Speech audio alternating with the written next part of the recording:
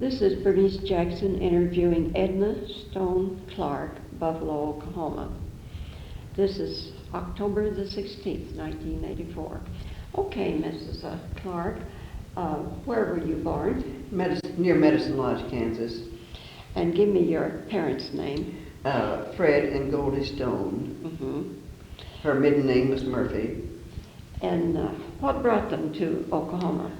He bought a relinquishment on a quarter section of land in eastern part of Harper County. Eastern part. Central?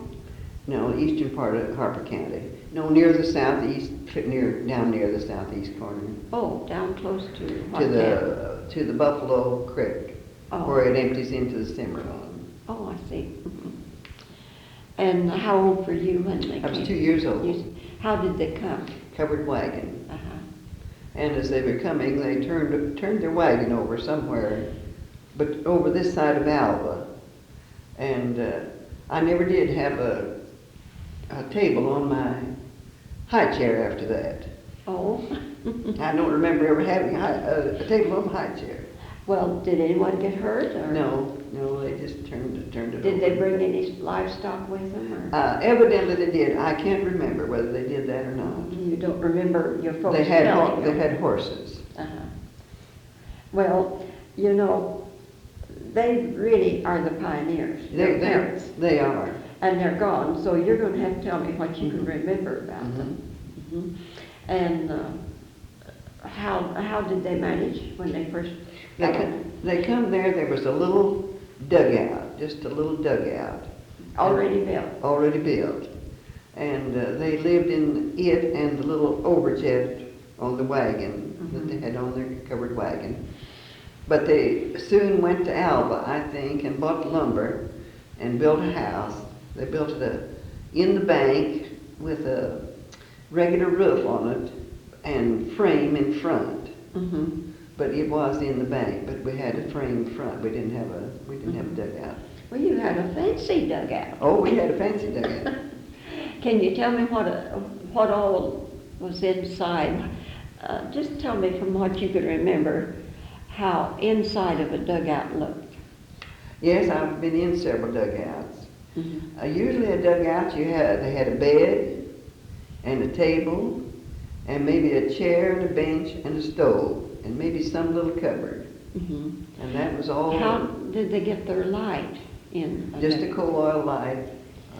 We did have coal oil lights. I don't remember ever seeing anyone use candles. Well, I mean, there's no windows, are there? Oh, usually you had to leave your door open in front where you step down in order to have light. Mm-hmm. Once in a while there'd be one that was up on the side far enough that it would have a little window in. But ordinarily you just had to depend on the light from your doorway in your front of your dugout. Uh-huh. And what did your father do the first thing? He farmed. Okay. And of course we had chickens. They evidently brought a few chickens with them. Mm-hmm. And my mother raised purebred white Plymouth Rocks and sold eggs and one thing another like that. Mm-hmm. And I don't know whether they brought cows with them or whether they acquired some after they got here. Mm-hmm. But we always milked. We couldn't eat if we hadn't. We couldn't have eaten if we hadn't had cows and chickens. Yes. Well, how did your father manage to farm? Did he have a sod plow or he turned? Evidently he did. I really don't remember that. See, I was only 2 when they first come.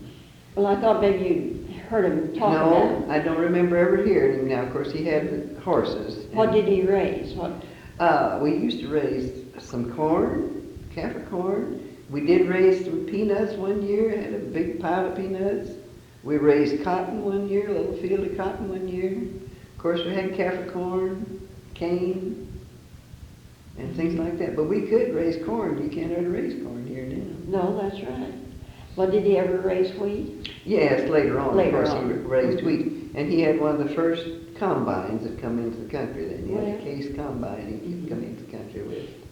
All right, and now what kind of well did he have? They had a drilled well. Oh, a drilled well. Uh-huh. So many of them had a hand-dug well. Yes. No, we never had a hand-dug well. How did you keep your creams and butter sweet?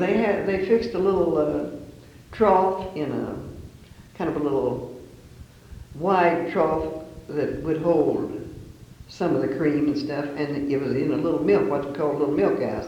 And as the water pumped out of the well, it runs through this and kept it fairly cool. Uh-huh. And then did your mother use that water to irrigate with, or did it She go had to a the garden, horse yeah. tank? It went to the horse tank, and then she irrigated it, raised a big garden too besides. Uh-huh. And we had a big fruit orchard.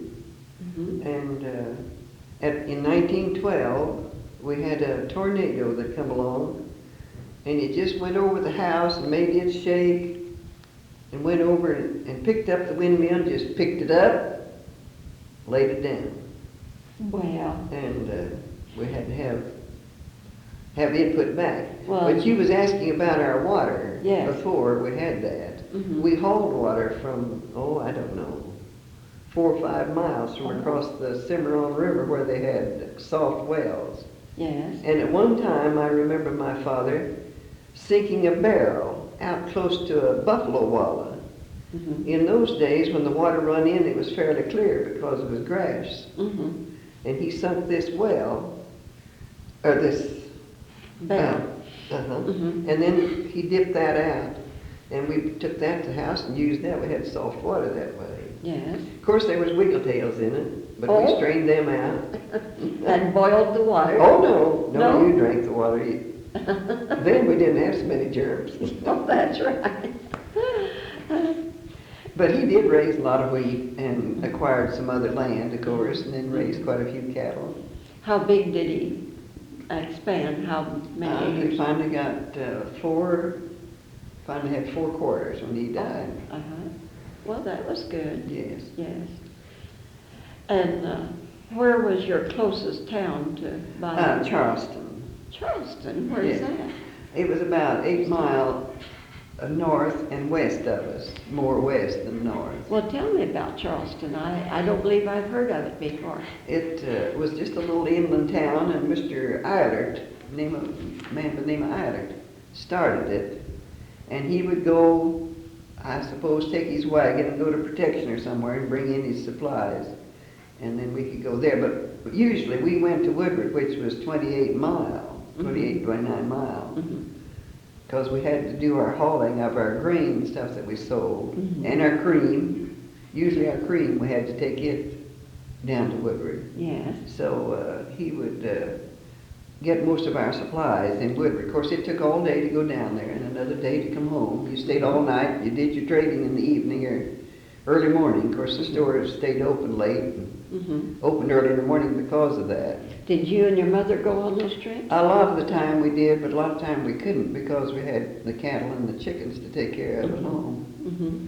But he hauled all of his wheat off that way. Yes. He hauled it from there to Protection Yes. and Woodward. Uh-huh. But Charleston didn't have very much. There wasn't very much there. Of course, we had the railroad at Woodward. Yes. Well, was there a church at Charleston? No, we just had our little Sunday schools, and they organized church. We always had church in the schoolhouses. Oh. And what school did you go to? Went to Rocky Point, which was on our land, half on our land and half on another man's land. Mhm. We're just half a mile from my house. Yes. And then later on, in this same tornado that picked up the windmill and laid it down. This was a new schoolhouse, and it blew it entirely away. Well, So we had to. were you having school? No, it was in August, Oh. so school hadn't started yet. So then we had school in a little home that was down in the bank, like ours was, Mhm. that the folks had moved out of. My father had bought the land, and we had school in that winter then, and then they divided the district. How many pupils went to that school? Oh, I'd say 18, 20, something like that. They had all eight. All 8 grades, 8th grade. Mhm. But that winter, I expect we only had about 15. Mhm. But that was the winter then of the big snow, what we call the big snowstorm. The winter, the snow come in the fall, I think in November, and it didn't go off until spring. That was in 1912. 12.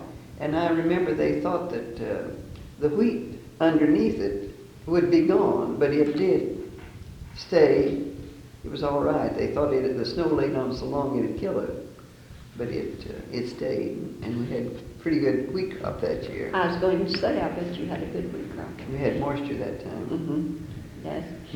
Well, did you children get to school then? Yes, he took me in a sled part of the time. I'm an only child. Oh, I see. Mm-hmm. And yes, he took me in the sled part of the time. He built a sled that winter so we could get around. Well, I would think it would be hard walking, even Yes, a half a mile. Yes, it was. Mm-hmm. I remember froze the back of my right at the top of my overshoes where the snow come down and packed down in there, and I Yeah. had a little frozen place Mm-hmm. because it was really cold that winter.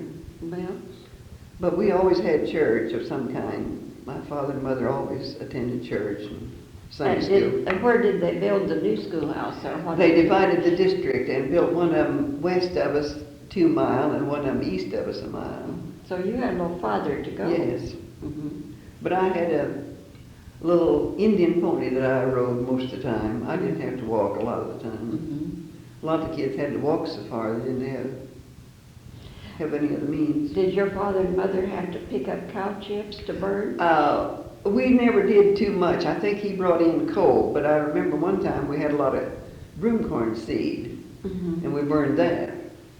I can remember seeing it pop, and Yes. But You mean it would pop like popcorn and Mhm. put it in the stove? mhm. But usually we had coal. But you didn't dare put in too much at a time. No, it would smother down. Yes.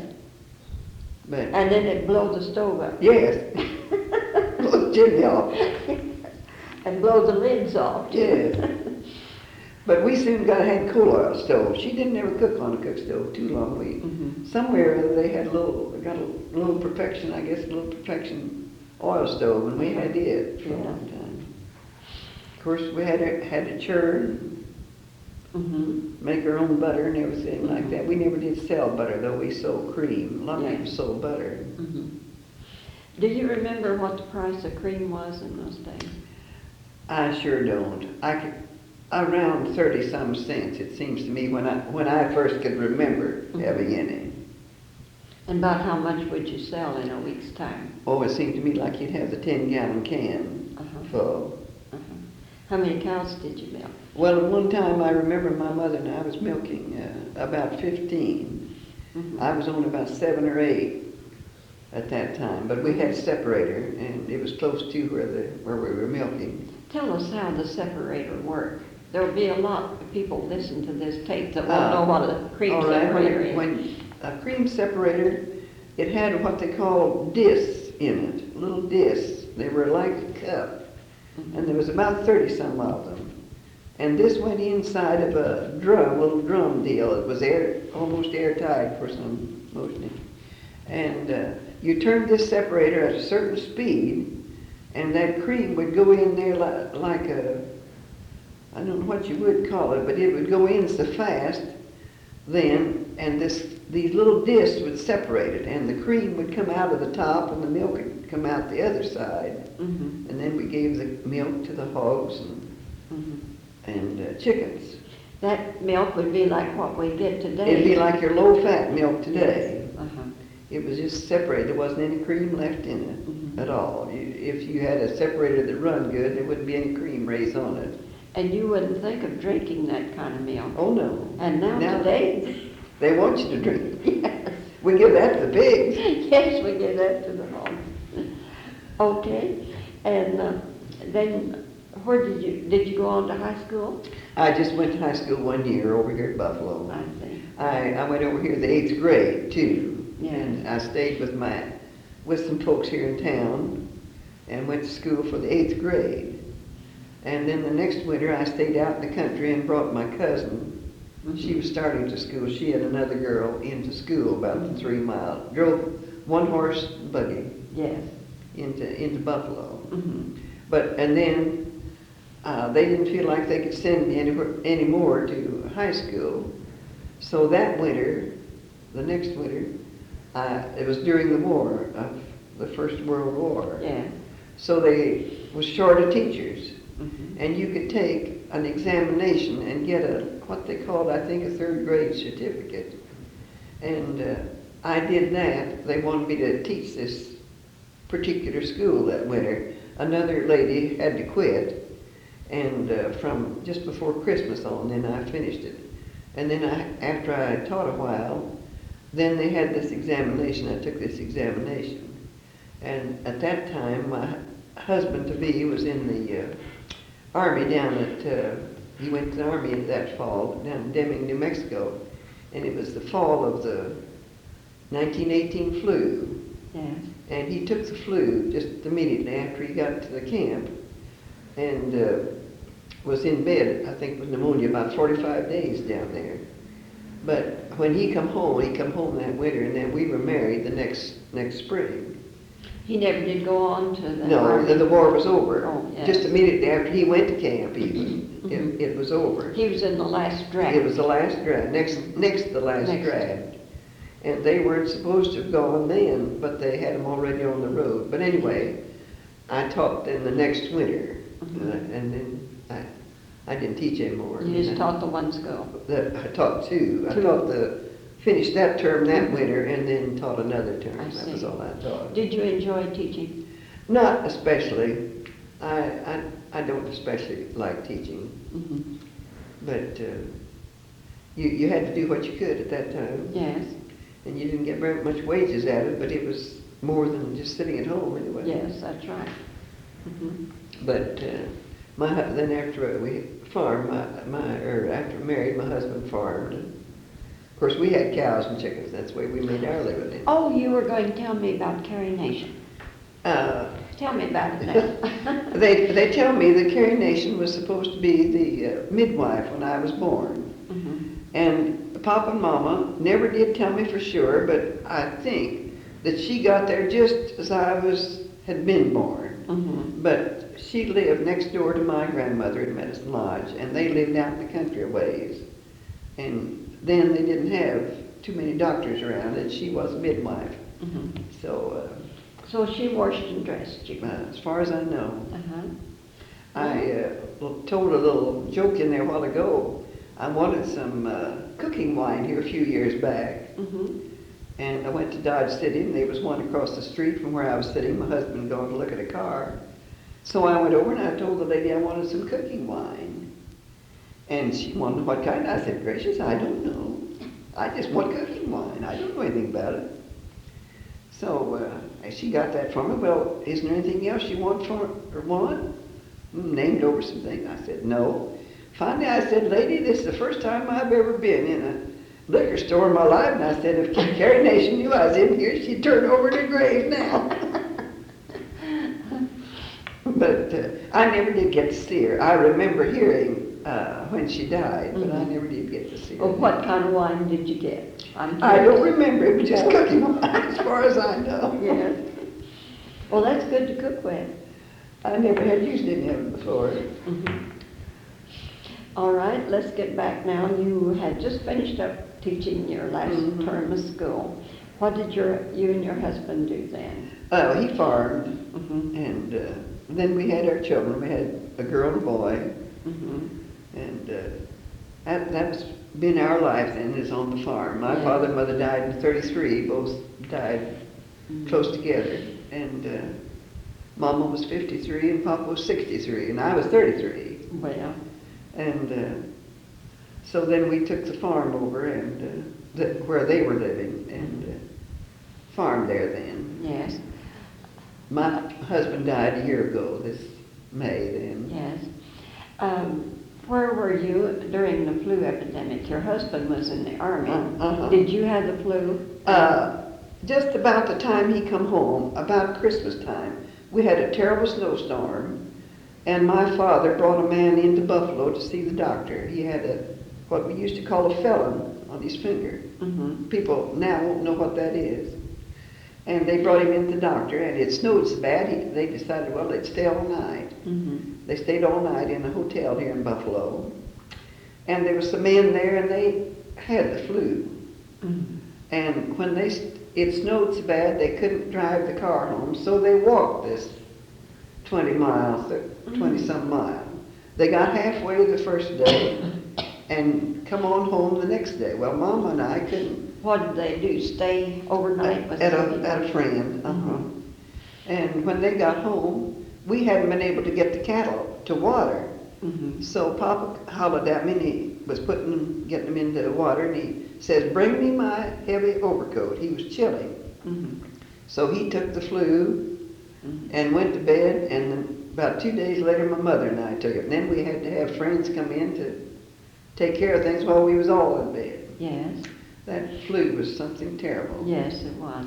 All the women, this is a good thing I think to put in here. Okay. All the women that were pregnant when they had that flu died. I've heard that before. You had heard it before. Mhm, I didn't yes. know whether you'd heard it. Mhm. Yes, there was something about it that it just killed them. Yes. It was a terrible thing. That Yes. flu was terrible. Were there very many died in your neighborhood? Not right in our neighborhood, but all around. There was a lot of people died in the country, in the area. Mm-hmm. But we had a terrible snowstorm that winter. And then the next in line in our history is the Depression. Mm-hmm. You remember the Depression? Mm-hmm. But we were depressed all the time. Well, how did you manage from? I really don't know. We had food stamps and gas stamps, and I don't recall that we, was much more, you might say, depressed than we had been, because we didn't have too much anyway. Yes. And then the dirt storms came on. And the dirt storms and you came. didn't raise any crops. And we didn't have any, and the grasshoppers come, Yes. and the grasshoppers would build up on the side of the fence so you couldn't, or the post, so you couldn't see the posts. Is that right? And they ate the bark off of all the trees. Killed the trees? Oh then? yes, killed a lot of the trees. What year was that? Uh, The dirt storm started when? 32 or? long in there somewhere, I really can't remember. No, they was before my folks died, I know. They died in 33. They were in 31 and 32, I believe. When they started? Yes. But they kept on for several Yes. years. Yes. But And then the grasshoppers came. somewhere along in there, the grasshoppers came. Yeah. I think that was a little bit after that, though. Yes. And then we've had a scourge of the grasshoppers again since then. Oh, I had a great big pine tree a lady had given me, just a low one, and it had gotten to be 15 foot high out there at the farm. And they just ate the needles all off of that thing Is that right? and killed it. Well, So the grasshoppers, we've had two different rounds of grasshoppers bad that way. yes. But I can't remember, but what we got along just about as good in the Depression as we did, Before. because we didn't have too much either time. Did your husband work on the WPA, the Works Progress? Not as a WPA, but he worked on the road and got, I think, $4 a day and boarded his own horses and had to get up at 4 o'clock and get over there to where he could work. And it was cold. Cold, And hot. take his lunch. Take his lunch with him. That was helping build 64. Oh, Highway 64. And then he Did they build that with the that's all been built with horses. That's why it's so up and downhill now. Oh, The cuts weren't deep, very deep, yes. Then we had some horses that we rented out, and they went on to work, but Yes. he didn't go on Uh-huh. after that first winter there. I see. But that's how 64 got built, was all together with horses. And scrapers and Yes, plows. scrapers, what they call Fresnos. And Fresnos. Mhm. And then the next we have in line, let's see, would be what? World War II? Yes, World War II. Do you remember anything special? Not particular, no. Did you help in the war effort? No, only on the farm. You Mhm. had to work on the farm in order to keep things going there too. You didn't help with the Red Cross or? No, not much. We didn't, we had the Red Cross in the First World War more than we did the Second. Okay. But I didn't have much to do with the Second World War. And you've lived on this farm all your life? All my life until we come to town in '68. Oh, yes. And our son, and he and his family moved on to it. He was living over by Coffeyville, Kansas on a small ranch over there. And he come back here then to take over. Yeah. Our daughter went to Washington, D.C. on a civil service job in 41, just before Pearl Harbor. And she worked up there and married up there. And then we moved into town in '68. I don't believe you told me what date you were born. September 14th, 1900. 1900. And my husband and I were married like in 10 days of being 64 years when he died a year ago in May. Yes. Well, you had a nice, good We had a long, life. good married life. Yeah. All right, can you think of anything else that's interesting? I really don't. Anything you'd like for your grandchildren to know 50 years from now? Nothing, only just the hard times we had to carrying water and hauling water. And but it was washing on the board. that wasn't fun, was it? And your son and daughter then went to school here in Buffalo? No, they went to Selman. Oh, Selman. Selman had been come in when the railroad come in 1921, I believe 21. Tell me about Selman. How many stores were they? I've heard of that place, but I've never seen it. Oh, we had 2 dry goods stores and hardware stores. Who run the dry goods store? Mr. Ward, but he was owned by Mr. Young in Woodward. John Young, I believe, owned the store, and Mr. Ward run it for him. And then Mr. and Mrs. Munson run the other one. Oh, we had barber shops, we had a little hotel, we had cream stations. We had a real good bank, and we had. What was the name of the bank? I don't remember what it was. You don't remember who the president of the bank was? Mr. Powers from Freedom run the bank, and Jim Powers, I believe his name was. And we had quite a city there for a while. And a big school. Yes, they built a nice school, had high school. And churches. We had Methodist church and Christian church, both. They both had nice churches there. Yeah. However, the Methodist church was moved from Charleston over. And but the other one was the Christian church. They built a new one there. And they had quite a good population there. I don't know what the population really was, though. How did it get its name, Selman? They just named it for Mr. Selman, Jim Selman at the ranch east of there, because it went through his land. Oh. Is that J.O. Selman? Yes, J.O. In the early days, did you go over to the salt plains to get your salt? Yes. Yes. Tell me about what a trip like that would be. Oh, it wasn't very far from where we lived. That's what I was thinking. And we'd go over there, and I can remember they'd take a pitchfork. It was be so thick, you could just pick it up in big cakes. Oh. After later years, it didn't seem like it formed in such big cakes, but it just formed in. It just formed in chunks or something, and you could pick those up with a pitchfork. It'd just be thick. It'd be 6 or 8 inches thick on top of the clear water.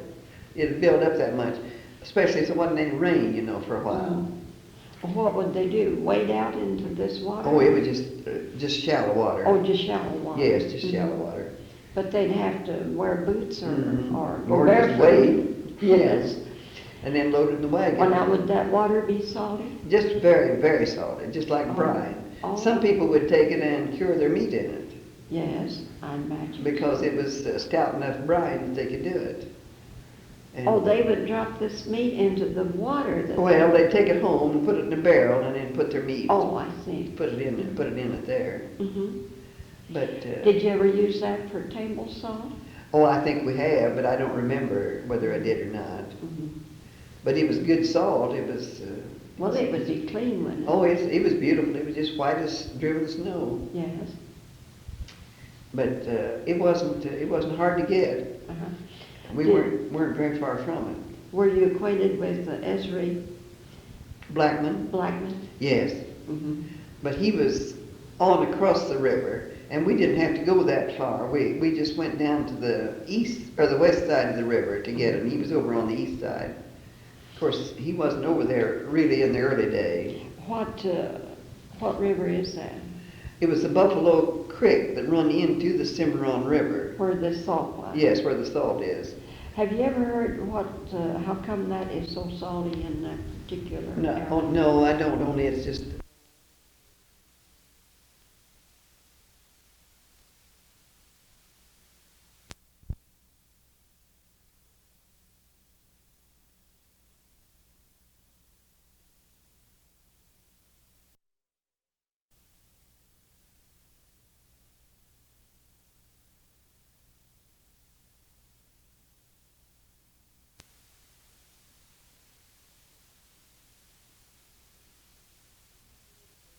I don't know a lot about the iodine plant, only my grandson works there.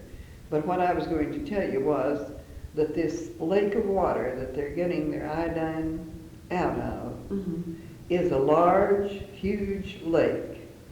And it extends, they say, to the state line, Oklahoma and Kansas state line to the north, and down as far as Sealing, south.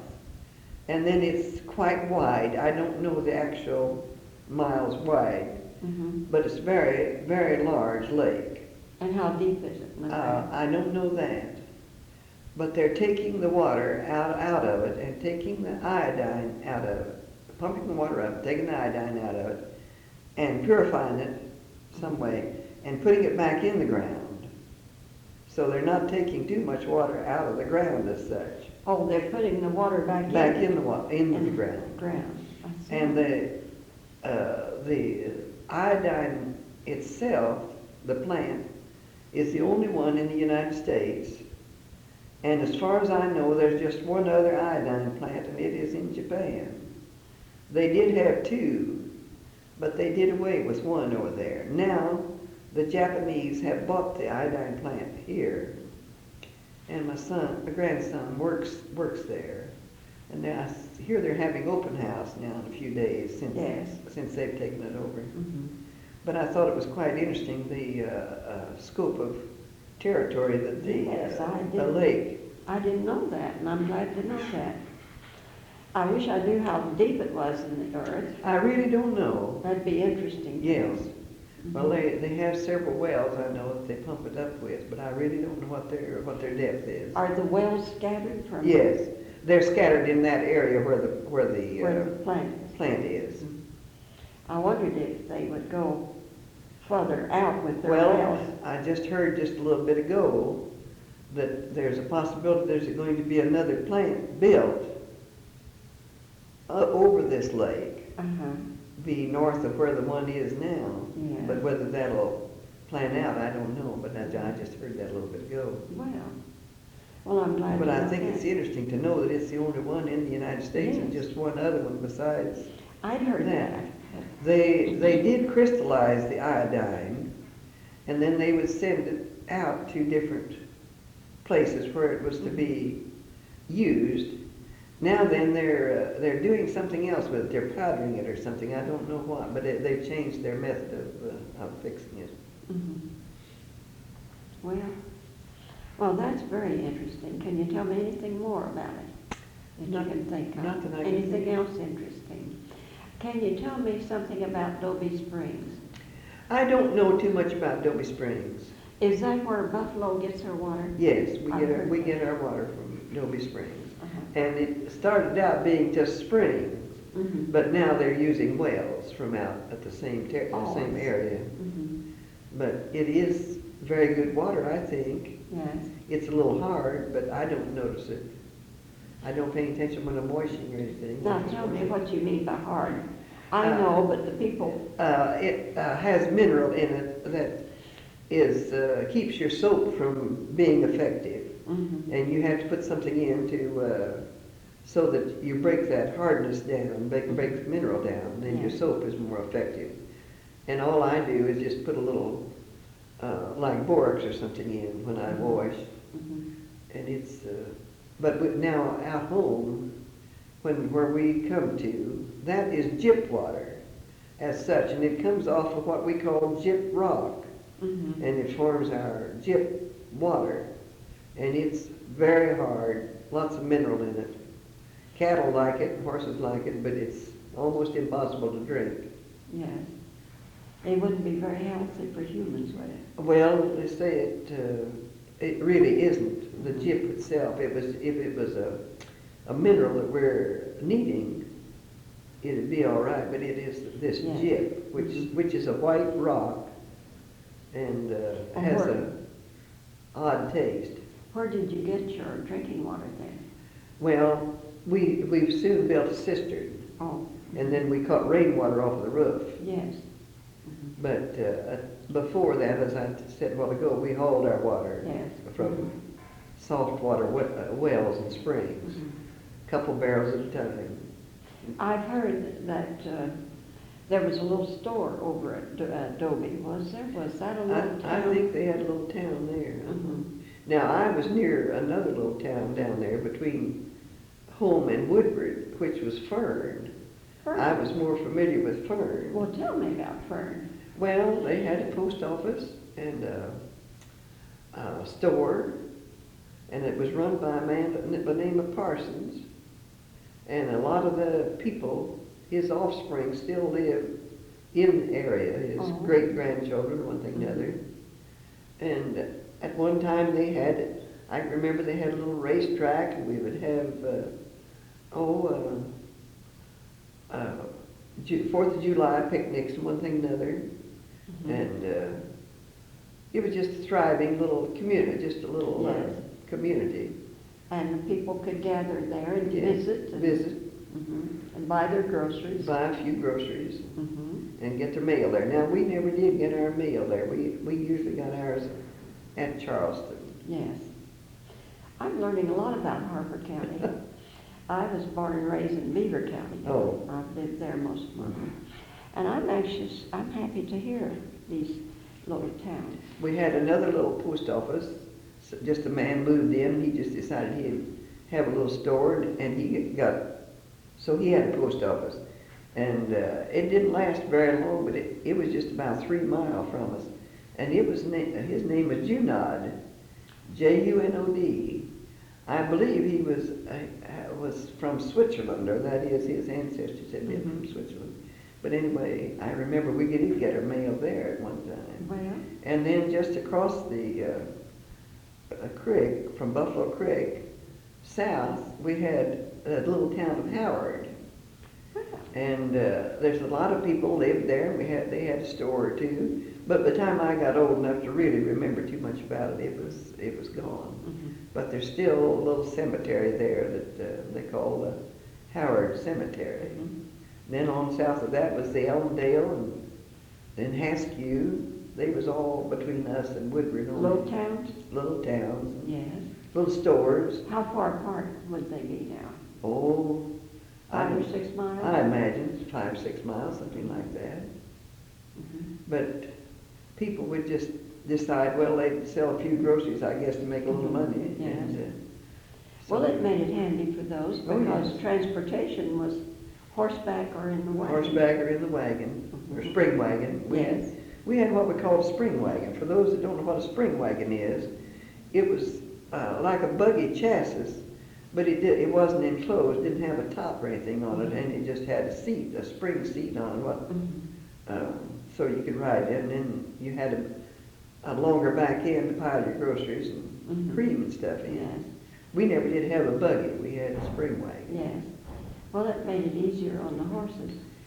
I- And you could travel faster. You could trot your horses out with the spring wagon. I remember when we'd go to Woodward with a load of wheat, the sand was so bad down there and the chuck holes were so bad. Yes. I can remember riding on the front of the wagon in front of Papa and Mama, and the old tongue out in front would just, as one wheel had hit it on one side, it would swing the tongue that was between the horses to one side, and then the other side hit one, and it'd swing it the other way, and I always wondered how the horses could keep going and keep pulling.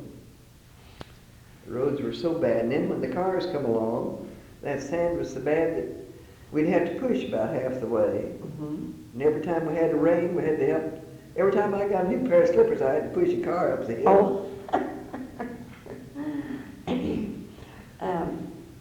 Let's see, I was going to ask you something now. Well, anyway, now, was the Cimarron where they got stuck in the sand, or was that the Buffalo Creek? Well, both of them, any Both of of them. them. I can remember when people would cross the Cimarron River, there was, it'd sometimes float the wagon box up off of the wheels. And then horses would get down, they'd have an awful time. Then there was always the quicksand that they'd get into. And it was hard to cross, but the Buffalo Creek wasn't as deep or as wide, and they got along with it before they had bridges then. Yes. Well, can we think of something else now? I just can't think of anything right now. Well, I'm sure happy to have met you, and I've enjoyed this interview very much. And I've learned a lot about Harper County history. And if that's all, then we'll just say Okay, goodbye. goodbye.